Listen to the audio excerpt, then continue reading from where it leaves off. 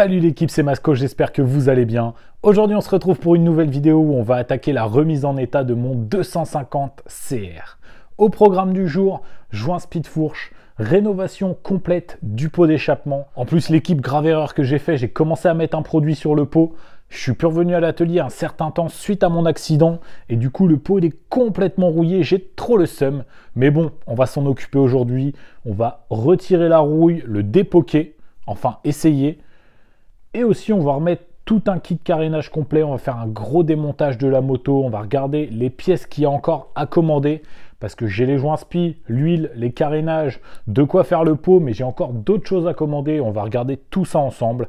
Enfin bon, une belle vidéo mécanique, une belle vidéo cross, une belle vidéo remise en état d'une légende.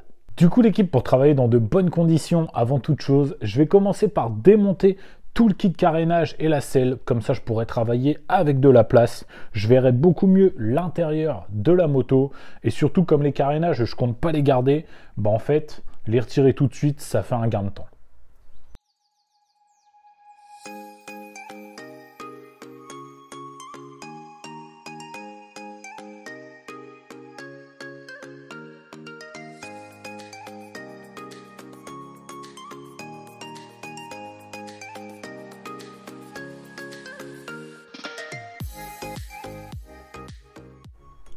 Du coup voilà l'équipe, mon échappement est démonté et comme on peut le voir, il a vraiment deux beaux pocs juste ici.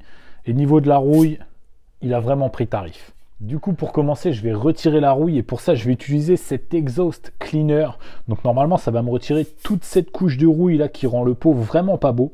Et ensuite on va venir avec un système qui bouche les deux sorties d'échappement, mettre de la pression dans l'échappement, chauffer le métal pour que normalement il ressorte. J'espère que ça marchera parce que ce petit pot d'Oma, je pense qu'on peut le revoir vraiment très beau.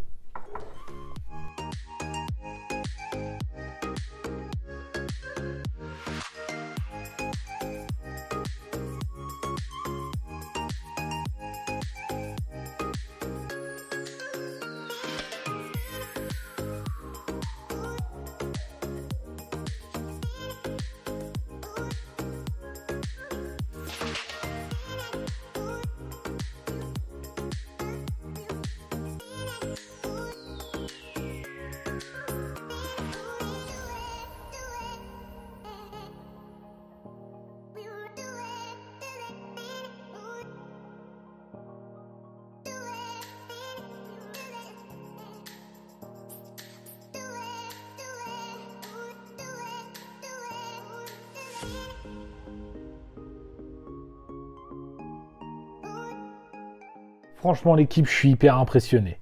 Le pot, il est revenu dans un très bon état. Et en vrai, j'ai pas mal galéré quand même et j'ai bien dû frotter. Comme vous avez pu le voir, j'ai essayé plusieurs techniques avant de trouver la meilleure qui était de laisser poser le produit et d'ensuite frotter bien énergiquement avec un petit pinceau. Mais au final, le résultat, il est vraiment là. Le pot, il est juste un petit peu terne. Mais là, si je lui remets un coup de belle gomme, il peut être incroyable. Mais bon, avant de vouloir le faire briller comme il faut, ce petit échappement, il va falloir le dépoquer. Parce que comme on peut le voir ici, là, ou même encore ici, on a vraiment des très gros pocs. Et sur un pot comme ça fait pas beau du tout. Pour ça, j'ai acheté un kit complet pour dépoquer les pots. C'est un truc que j'ai jamais utilisé, du coup ça va être une grande première. On va faire tout ça ensemble en vidéo. Et franchement, pour 60 balles, j'espère que ça marche quand même.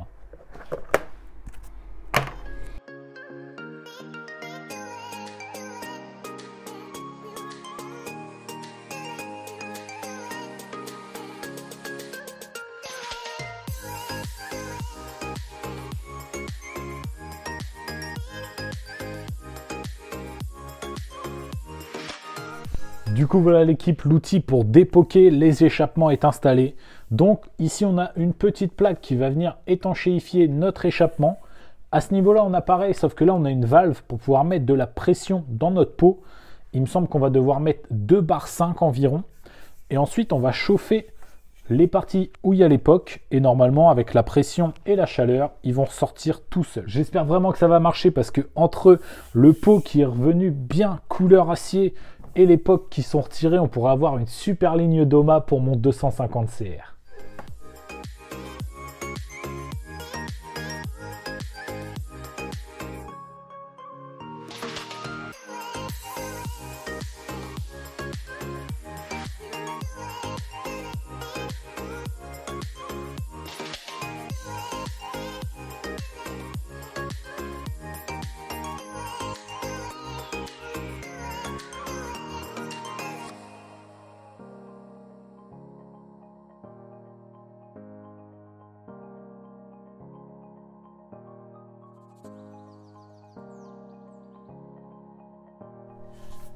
Franchement l'équipe, pour un premier essai, c'est vraiment 100% validé. La plupart des pocs de mon échappement sont très bien revenus. Regardez, même celui-là, alors qu'il était vraiment très creusé, vraiment énorme, là on voit juste une petite trace de caillou. Donc franchement, je suis vraiment satisfait de ce produit.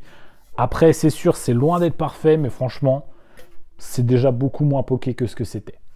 Maintenant, ce que je vais faire, c'est que je vais repasser un coup de nettoyant échappement dessus pour retirer toutes les traces bleues. Parce que comme on peut le voir, ça a vraiment bien chauffé. Et ensuite, je vais en profiter d'avoir le pot d'échappement démonté pour nettoyer toute la partie moteur qui d'habitude est cachée par le corps de pot.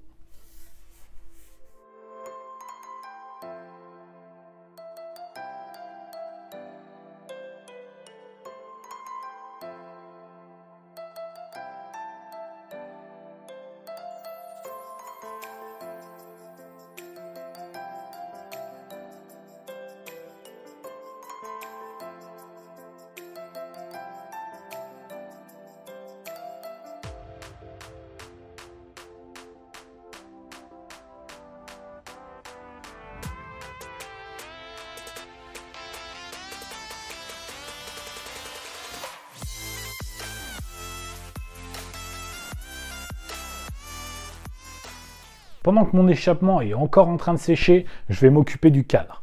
Tout simplement parce que le cadre, à force de rouler, il commence à être un peu terne. Et sur ce 250 CR, on a un magnifique cadre alu. Et du coup, on peut très facilement le faire briller. Et comme on peut le voir, le bras oscillant, lui, il est en très bon état. Il a été très bien conservé par le kit déco. Du coup, remettre en état le cadre, ça va être magnifique. Et en plus, je ne sais pas si vous vous rappelez, mais le kick, il a un petit peu de jeu et du coup il a tendance à venir frotter contre le cadre et du coup ça a fait des vieilles traces pas belles ici qu'on va gommer avec du papier de verre.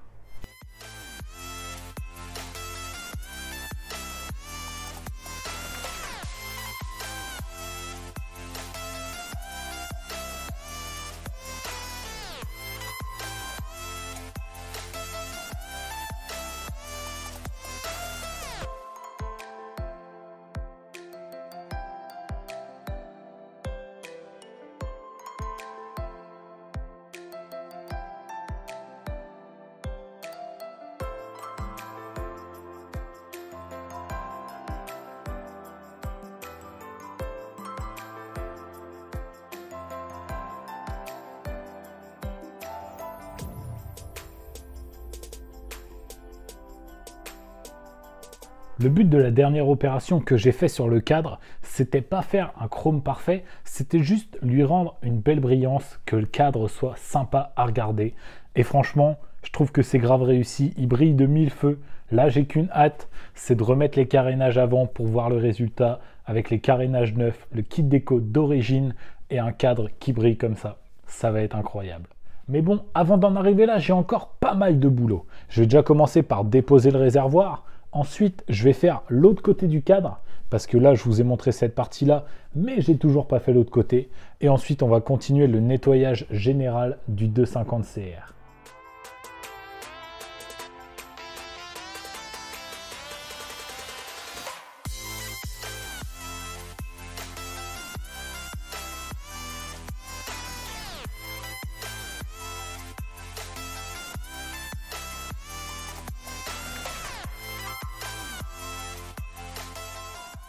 Maintenant que mon cadre est dans un super état, ce qui serait dommage, c'est qu'au premier coup de kick, je vienne refaire une grosse rayure comme il y avait avant. Pour éviter ça, je vais tout simplement essayer de réparer mon kick. Ces kicks-là sont démontables et normalement, il y a une petite bille à l'intérieur qui peut être usée. J'ai quelques billes en acier en stock à l'atelier et quand on voit le prix d'un kick, ça vaut vraiment le coup d'essayer de le réparer.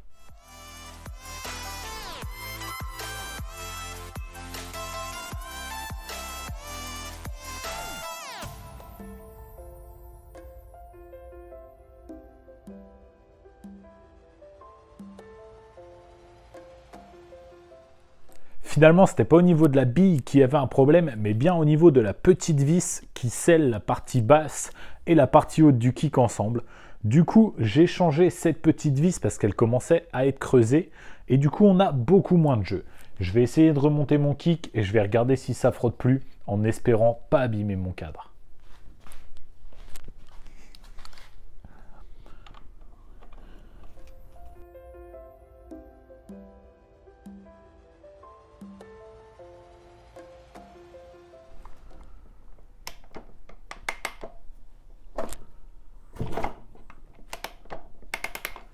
Tout est bon, le kick ne frotte plus sur le cadre.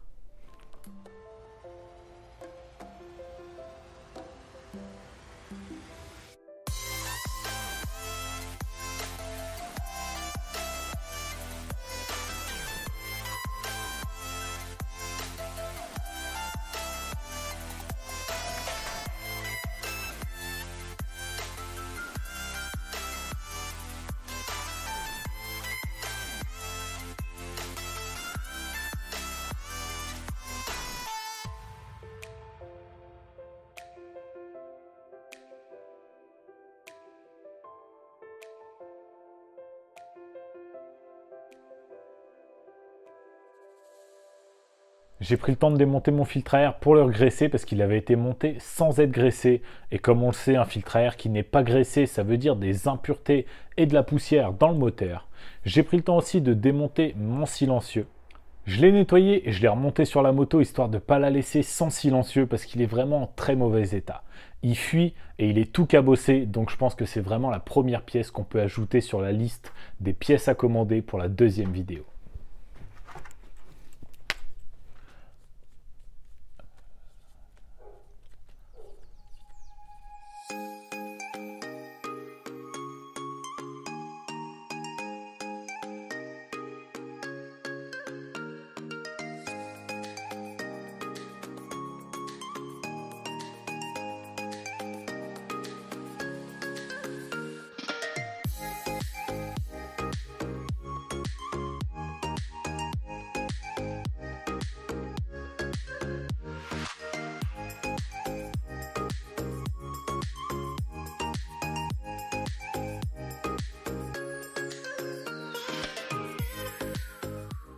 À la présentation de la moto, on avait pu constater ensemble que les joints spi y fuyaient énormément.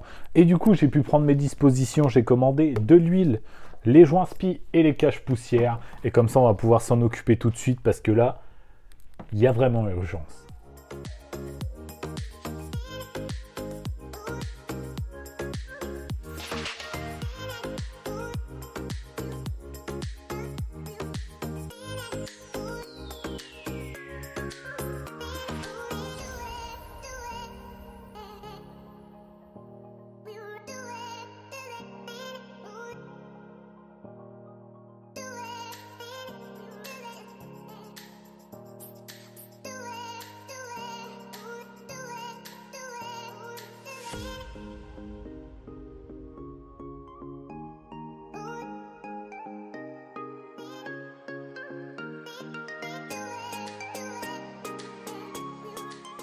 Maintenant que j'ai changé les joints spi, les caches poussières et l'huile de fourche, je vais pouvoir remonter mes deux tubes de fourche. Mais avant ça, je vais prendre le temps de correctement nettoyer mon thé de fourche et je vais aussi prendre le temps de noter un guidon sur la liste des pièces à commander.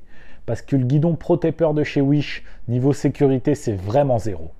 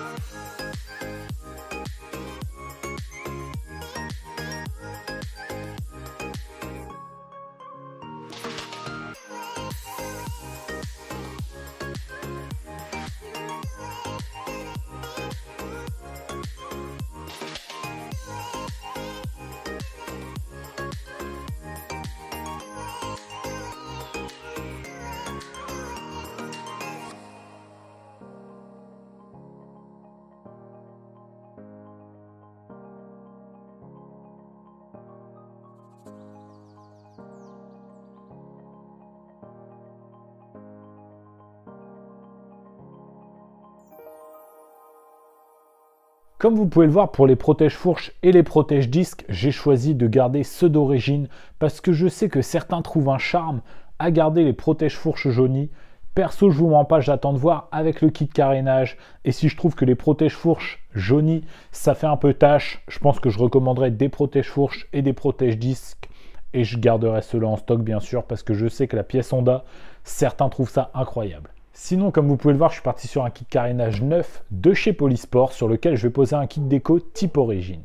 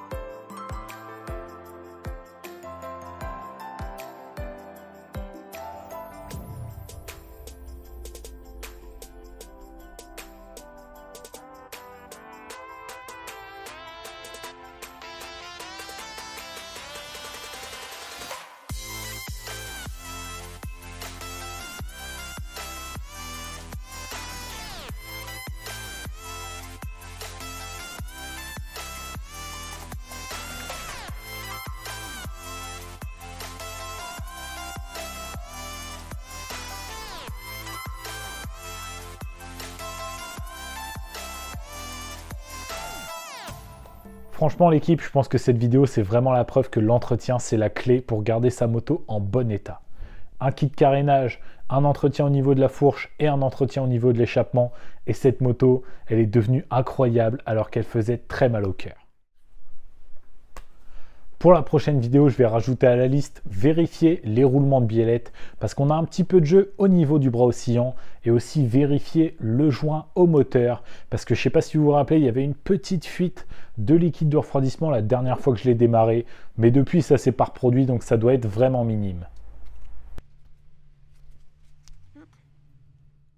Au final, l'équipe refaire une santé à ce 250 CR m'a vraiment pas coûté cher et je trouve ça vraiment dommage d'avoir une bécane comme ça et de la laisser dans l'état qu'elle était.